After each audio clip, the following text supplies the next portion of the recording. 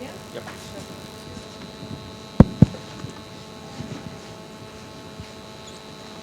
Good evening and welcome, Vidya. Thanks, Sanjay. You know, they say men hear but women listen.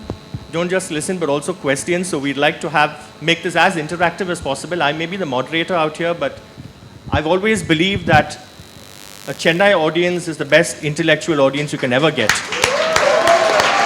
To see a house full on a Friday evening, right after a World Cup semi-final that many of you would have watched at the cost of your offices, and to see a house full really is, I think it's a finest tribute that you can pay to the cause and to JFW that's been doing so much of late. Vidya Balan is somebody I haven't interviewed when I was in NDTV, and that was one regret that's being taken care of today. Vidya, many say that, you're happy to be a star, but you'd much rather be an actress, and a discerning one at that. I think I've always wanted to be an actor. That is true. Because I feel stardom follows. You can't chase stardom. So I never have. I knew that stardom was a byproduct of being an actor. And the only thing I've ever wanted to do was be an actor, which is why, I chased that and everything else followed through, and even better than I could have imagined. So I didn't waste any time imagining what that would feel like. All right.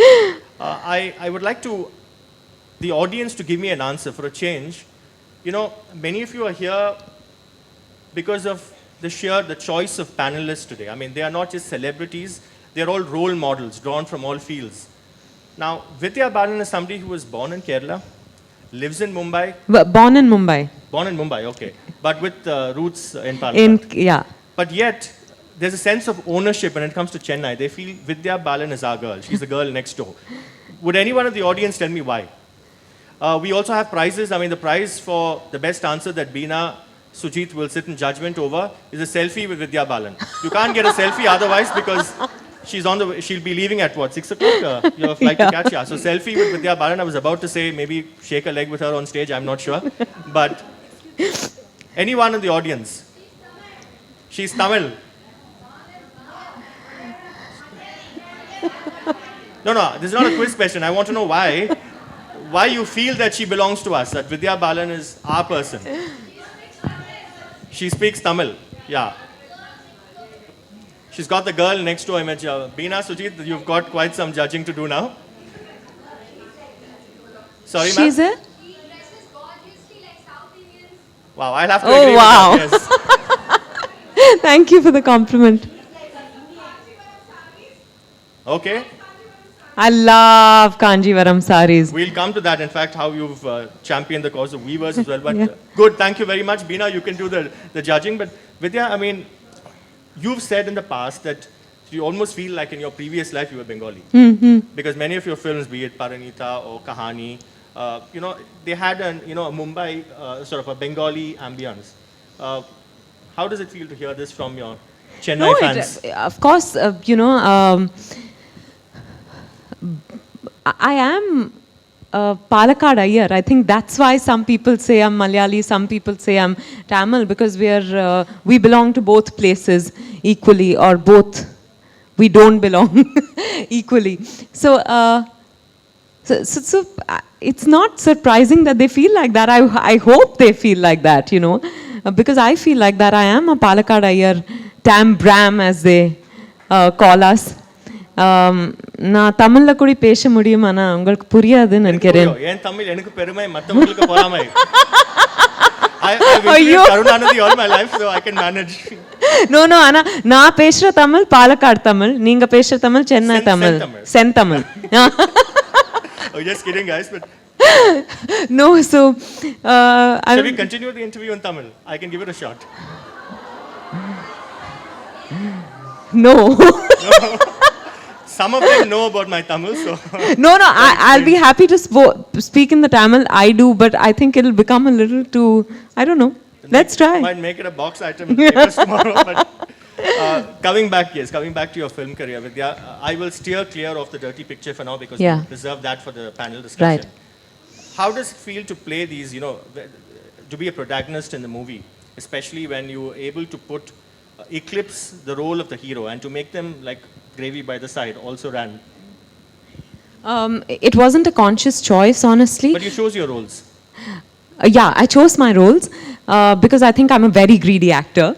And when I got really juicy parts in great scripts, I didn't want to shy away from them. And I am the most important person to me, you know. So if in a film that's, as an actor, if I'm getting the opportunity to do the same, why not? I'm not someone who feels that I should only do films where, you know, there is a big male actor.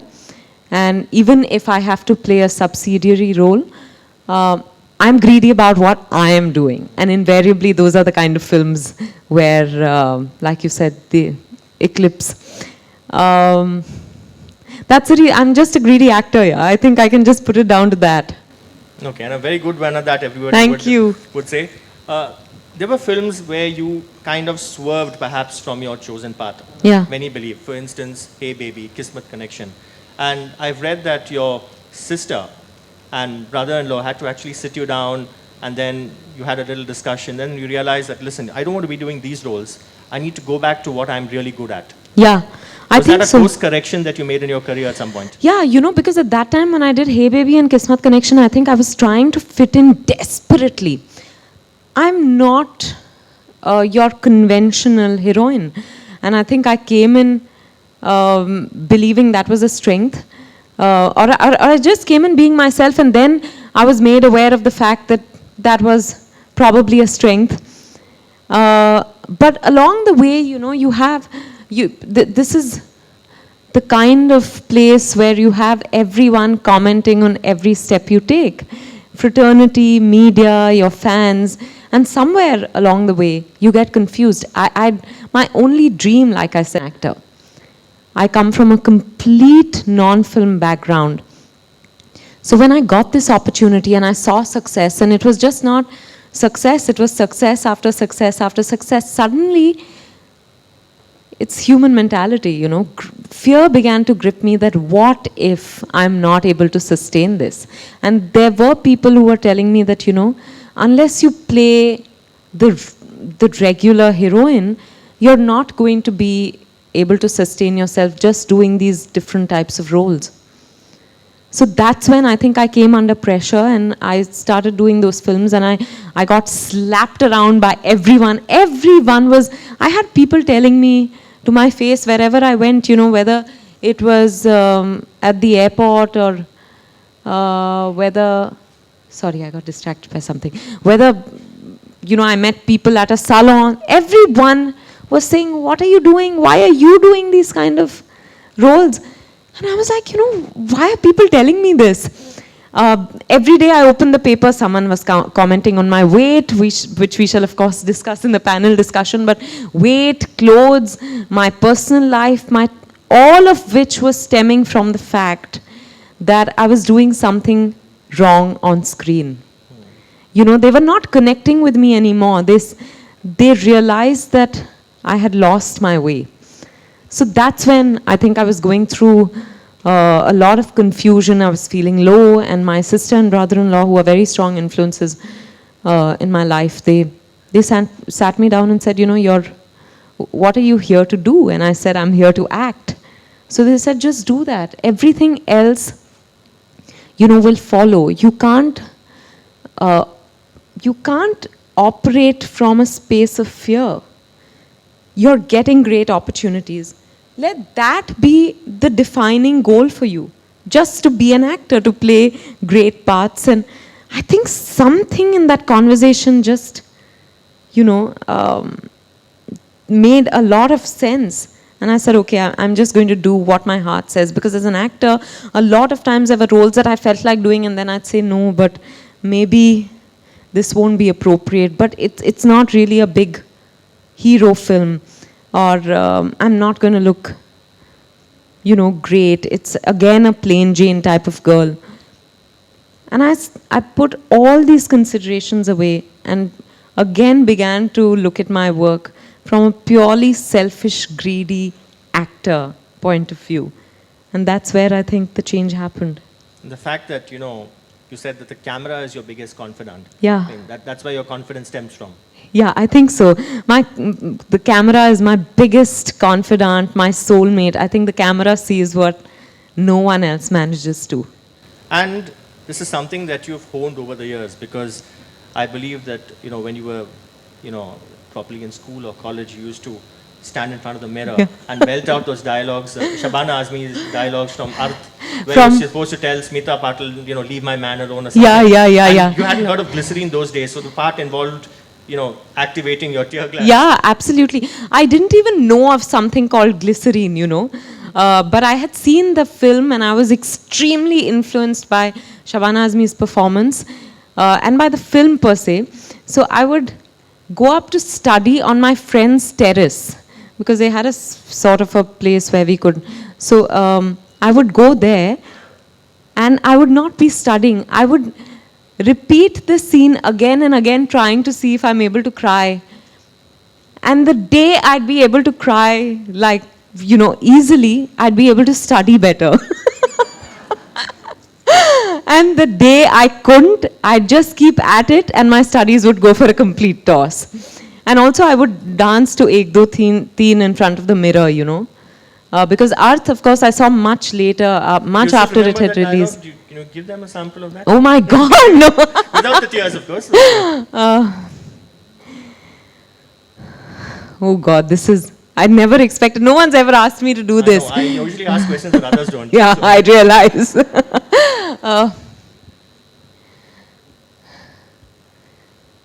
She says, okay, I'm just going to say one Whatever, line. yeah.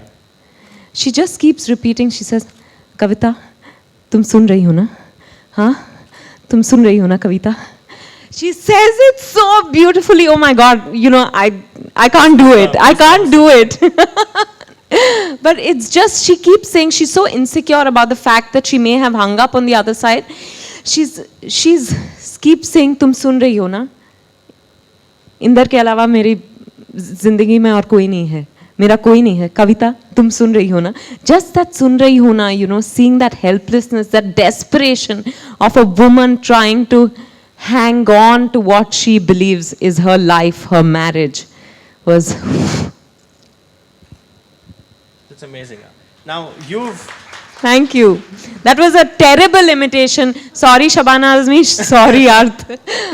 You can also tweet. Paloma had asked you to put your phones on silent, but please, you can tweet. Don't be scared of tweeting. 66A has been thrown out. So you won't be arrested. So please tweet. The fact that Vidya Balan just recounted her formative years. Vidya, you've also had your share of difficulties, and that's what's made you stronger. Right. I've read that, for instance, Chakram, this movie with Mohanlal, had to be shelved. And then there were 12 other Malayalam films that you had signed up for. Yeah. Again, went out of the window. There was a sort of a jinx that you had to break. And then again, your roles were filled in by Meera, Jasmine, and Trisha. That must have been really, an acid test. But you've had your baptism by fire in a sense. Yeah. How did you come out of that? What did you go through at that point? I don't think I even realized what I was going through initially, because one, I did Chakram. I came back after the first schedule and I thought, here I was living my dream, working with one of my all-time favorite actors. Kamal Hassan and Mohanlal are my all-time greats. And I was working with one of them and I said, this really can't get any better. And then suddenly I hear the film has been scrapped. And in that interim, the word had spread that there is this girl from Bombay, but she's a Malayali girl, she speaks Malayalam. So I had gotten lots of offers. I'd been signed on to do close to 12 films. This film got shelved and slowly and steadily I lost each one of those films. And I wasn't even informed that I was being replaced or anything of the sort. I think maybe one gentleman had the decency to call me and say, we've just decided to go with someone more established. What were they, superstitious or something? Or? Yeah, I think they felt that Mohanlal and the director of the film was also called Kamal. Incidentally, he's a very established Malayali director. And they had done 8 films together. This was a 9th film. All 8 films were super hits. It was people believed that nothing could have spoiled that partnership. So if that partnership has gotten sour, it's because of an external factor, and they just pinned it on me, you know. So I got thrown out of each one of those films, and then I was doing a film in Tamil, as a matter of fact, and I felt like that was not the kind of film I wanted to be doing. I felt uncomfortable because what had been told to me on the phone and what the film turned out to be were two completely different things. So I walked out of that. There were legal notices. At the age of 22, I was dealing with having to reply to those legal notices. It was just crazy. No, legal note. You should have been suing them, right? Yeah, exactly. But like I said, we come from a non-film background. Already you feel that this is a big bad world of films, and you're treading cautiously. You don't know what is the right thing to do. If you just don't know your way around. And my parents are, really, they're completely removed from this world. So if they had fears about me becoming an actor in the first place, all of this was kind of convincing them that this is not for me. So I don't think slapping a legal notice on, or sending any of them legal notices would have been unimaginable for us. I think what kept me going, though, was this mad passion, this burning desire to be an actor. I think I'm most comfortable when I'm someone else. That's a paradox, because many say Vidya Balan, believes that being herself is a 24-hour job, and you're yourself. But yes, you also play different roles. Yeah. What was the most challenging phase for you? Was it these formative years, rejection, superstition getting the better of you in that sense? Convincing your dad, who said education first, films later. Yeah. Actually, it was my mom. My dad, They encouraged you, but yeah. they said only after the Yeah, absolutely. What was the most challenging phase? I think the most challenging phase was not to lose faith in myself. I was doing a Tamil film out of which I got thrown out. And,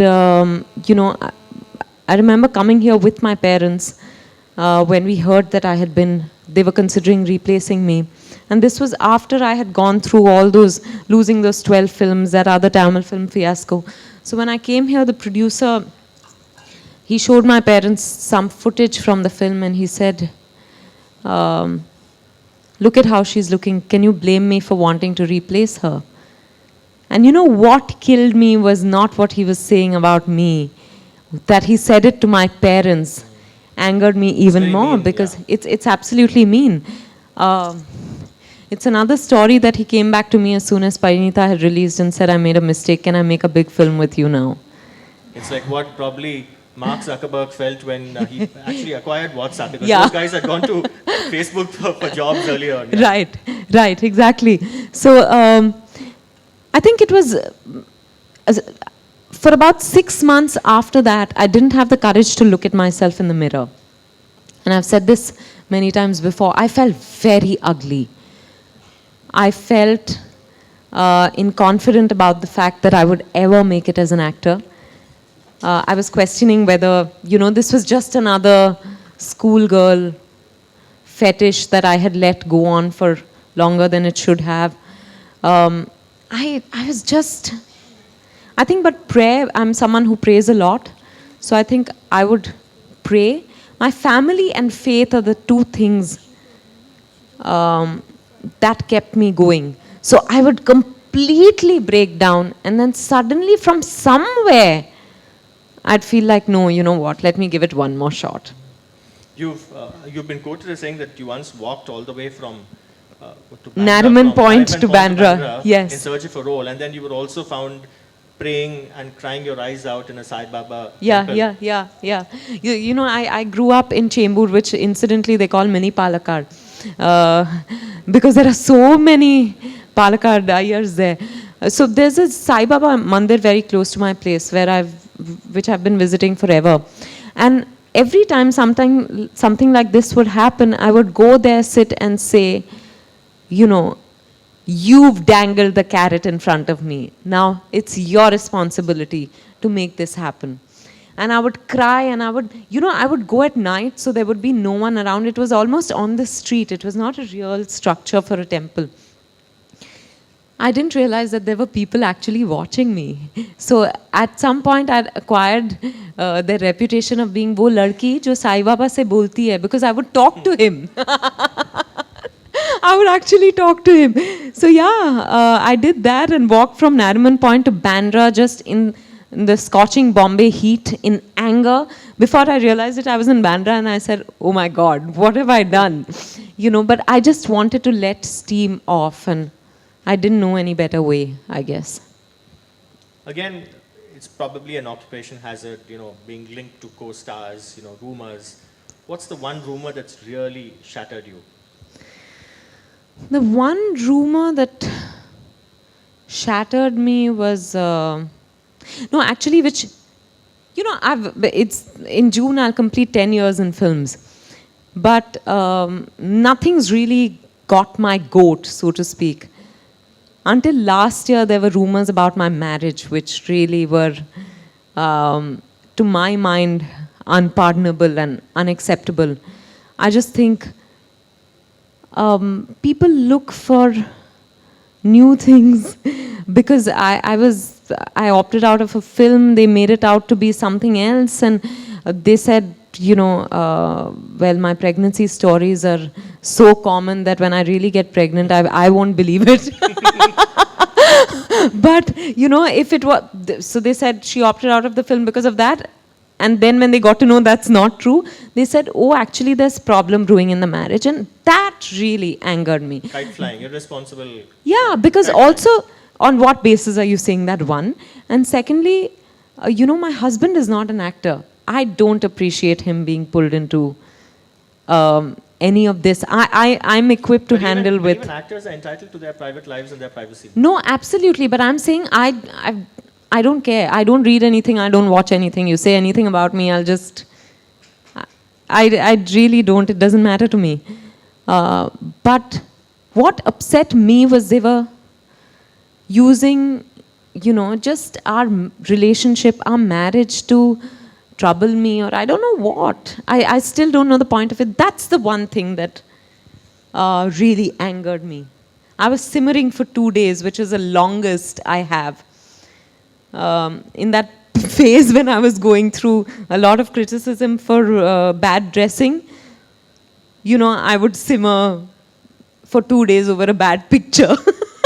But after that, I think this was, for 2 days, I was hopping mad. I just wanted to kill someone. Okay. Your marriage itself, you made it very clear, and I'm glad you did, that it's not going to affect your acting career. Yeah. Probably one reason why you should be glad that you're not part of Tamil cinema, because it's almost a norm. The moment you get married, either you quit acting, or if you do make a comeback, you play the role of a mother. Right. Right? You're very clear about marriage not affect. Has it affected in any way in terms of the choice of roles that you will now take? No. Someone asked me a few days ago, you know, whether I would do a dirty picture now, and I said, why not? You know, what changes? I'm as greedy an actor as I was before, but I've done the dirty picture, so you need to challenge me with something new now. So that's all I'm looking for as an actor, you know, and I think that understanding is very important. I think both Siddharth and I know what our work means to each other. So we are only supportive of each other's efforts. Wish you had stayed back for the second panel discussion as well. But you've also said that, you know, there's no retirement for an actor really, that you retire at 83 or something. Yeah. Still, I'm hoping it's not true. Not as bad as politicians, but still. Yeah, I think once an actor, always an actor. If nothing else, I'll be acting in front of my mirror. You know, I can't not act. I hope there are roles in films for me to suit the age and stage of my life that I'm in at different points of time.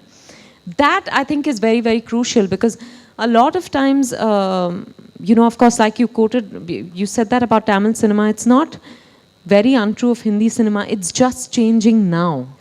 Aishwarya Rai is doing films, Kajol is doing films, Kareena is doing films, I am doing films. So, but after a break? They have come back, obviously because they had babies and therefore at that time they couldn't be. But, you know, I don't think marriage changes anything. I don't know if motherhood will.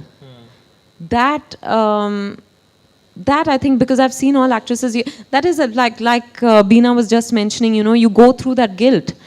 And besides that, you go through body trauma. So I don't know how, because you're expected to be uh, in a certain frame, or be looking in a certain way. I don't know how easy it will be when you're having a child. Unless the role demands that, then you're just plain lucky. Okay, you're somebody who's always done your homework before any role. I mean, you live the role literally. Like, for instance, you play the role of a radio jockey, you spend time with RJs. But for No One Killed Jessica, was it a conscious decision to not meet Sabrina Lal? Yeah. The producer's call or yours? The director's call, actually. He just felt that, you know, Sabrina had gone through whatever she had 11 years ago. And today her entire perspective on it was very different. She was stoic, and he wanted me to be vulnerable. So he didn't want me to meet her, so that I wouldn't think of her current personality, because she's obviously a result of all the experience she's had through these 11 years, and we were starting 11 years ago. So that's why he said, don't meet Sabrina. So I just relied on the script and him Not for even that to film. exchange notes or No, nothing at all. Okay. Your auditions for Vidhu Vinod Chopra, made for Parinita, went on for several months, and until he was absolutely convinced that, look, you fit the role. You know, yesterday, I must tell you that I was with the director of Parinita, Pradeep Sarkar. We were sitting and chatting, and he was recounting how what a time I had gone through testing for Parinita. Today it feels like, you know, so distant that I don't remember the pain. I don't remember that. I just knew that I'm going to do my best to get this film.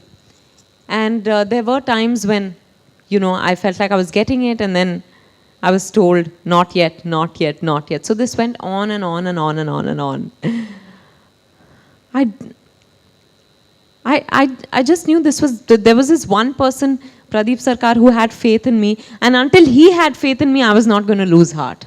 So I think that's why I kept at it, and then I got the film. So it lasted about 6 months, is it? Yeah, over 6 months, not continuously, of course, but they would, like one day I remember performing to a song, just close-ups. They wanted to see how I did the lip sync, how I performed a romantic song.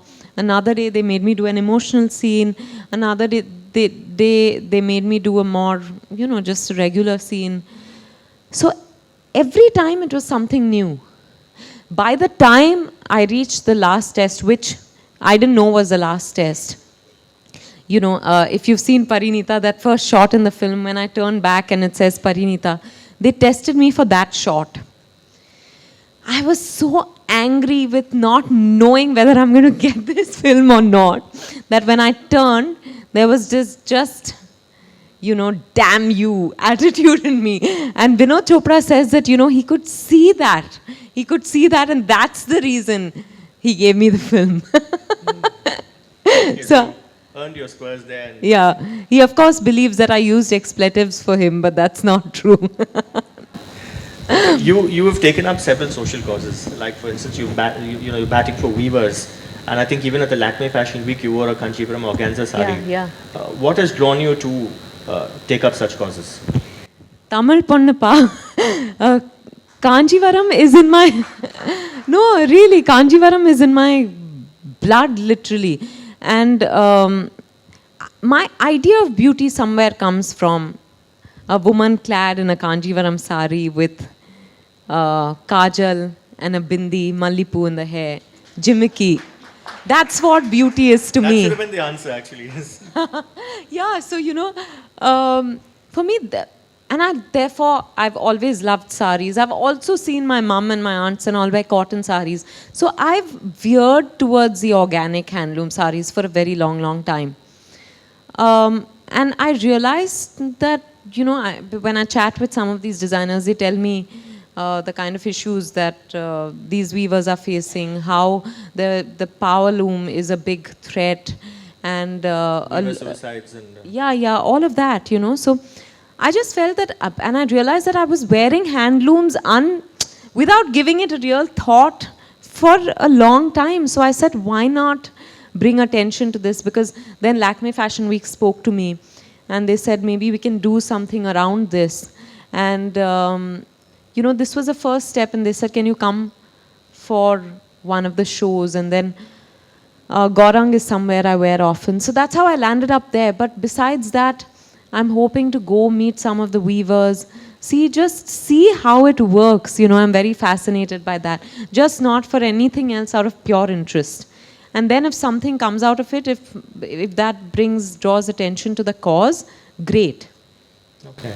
I've read another very amazing story about how you motivated a young bride in Varanasi to walk out of a marital home and demand a toilet in the house after your, you know, public service announcements and all that. That's something that must have been really heartening. You know, that is very heartening. One, of course, because sanitation is very close to my heart. Cleanliness, I'm very finicky about cleanliness, and I'm very, that's up there for me on my list of priorities. You're part of Swachh Bharat also? Yes, I am part of Swachh Bharat also. I've been nominated by Chanda Kochar. I practiced that. There was a time when I hoped that I could go use a hose pipe and clean all the BEST buses in Bombay. You know, that's how finicky I am about cleanliness. So when I was signed up as brand ambassador, I was thrilled, but I didn't know it would have such far-reaching implications. One, the reach has been stupendous. It's just been really, they've penetrated really deep into the smallest villages all over the country. And when I read stories like this, I feel very fulfilled, because I didn't know what the outcome would be at that time when we did the campaign 3 years ago, as a matter of fact, two years ago. You tried reaching out to that lady? No, I haven't, but I met one of them. One such other woman was in one of the campaigns that we did. Okay. So in one of the ads that we did. But it's very interesting also because on my first trip to Varanasi, you know, I'm brand ambassador for Nihar, and we do this Chote Kadam Pragati Ki Or in Varanasi, in different villages, where they're educating children there, providing support. And I visit those villages once a year. So on my first visit there, they said it's 2.5 hours or 3 hours from the hotel. I said, fine. I reached there, and then on the way back, I said, you know, I want to use the washroom. And they said, there is no washroom. I said, what do you mean there is no washroom? They said, no, there's nothing, bas kheti hai agar aap. I said, what do you mean, kheti hai, main khet mein jaun? They said, हाँ, हम सब तो यही करते हैं. I said, भाई वाह, I was just conscious of, you know, one, not just of being seen like that, being photographed worse still. You never know who is going to take a picture and WhatsApp it anymore. But importantly, that it was a fields, you know, it's these grains are probably reaching us. So, so I said, no, I can't do that. But at some point, I couldn't stop. I had to stop. I had no go. And then this came to me. Then when I read this story, I felt like, you know, this Swachh, yeah, it was coming a full circle, you know. This happening in Varanasi has that much more meaning for me personally. But I hope it inspires women all over the country. But what we also have to realize is that just building a toilet is not enough. A lot of places have toilets and no water supply. That's even worse. Talk of Chennai, yes. Are you active on the social media? I just checked that there are several. I think you have the most parody accounts. Are you really on Twitter? No, I'm not on Twitter. I tweeted yesterday saying, hi, we'll be catching up with you on Friday. I don't think I got a response, but then the tweets are almost as if you're tweeting yourself. No, not at all. Somebody is really doing a good job with that. I've heard. So I've been told to get on Twitter for the past 5 years. My manager has been trying to get me on Twitter, but in vain. So why don't you open a Twitter account right here at the JFW event here in Chennai, and you'll be given a round of applause by all the wonderful ladies out there. Why don't you open a Twitter account, ma'am, right here? And you can Do it, Priyanka. Yeah. come on, encourage her. Come on.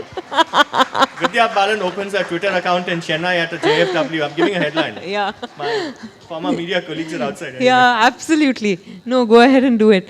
So I've been told by many people, because I'm not on Facebook, I'm not on Twitter, I'm not on WhatsApp even. You know, I know that that's the easiest way of communication today. So Why? I think I love being around people and I love one-on-one interactions, but I'm not sure I like just, Virtual world. yeah, you know, faceless people and probably nameless in a certain way because you don't know their real Yeah, identity. there are trolls and all that. There is the downside Yeah, as yeah, well. yeah. Yes.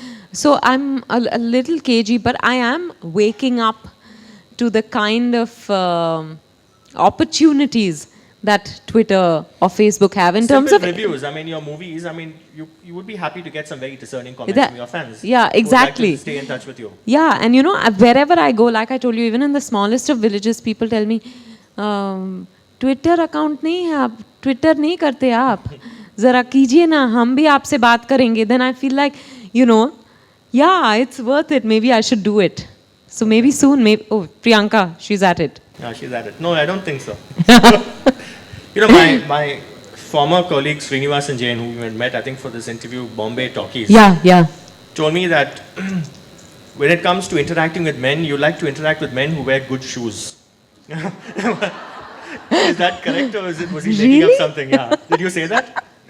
No, I did tell him that I love Gulzar Saab's mojdis. He wears these gold mojdis, and I love them. Of course, I love good shoes and nice. The old shoes.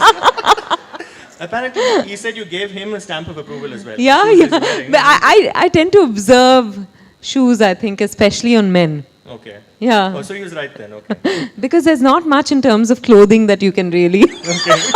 I won't probe further. Finally, I mean, for the benefit of all these lovely women out there, if you can actually belt out a few lines from any Tamil song. But before that, I want to put you on the mat.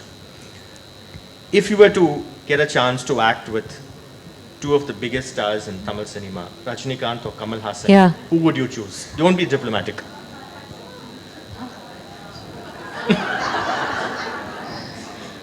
You can take your time and think.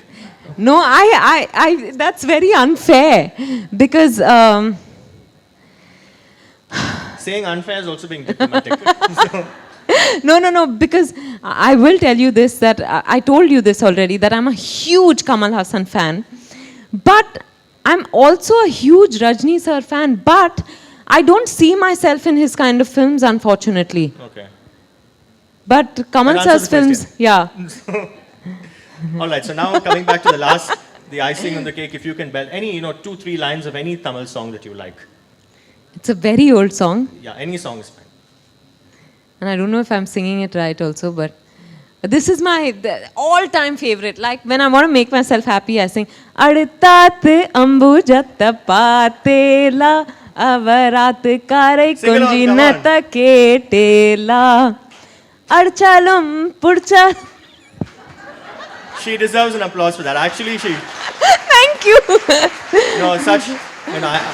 for most part of my career, I've interviewed politicians and all that.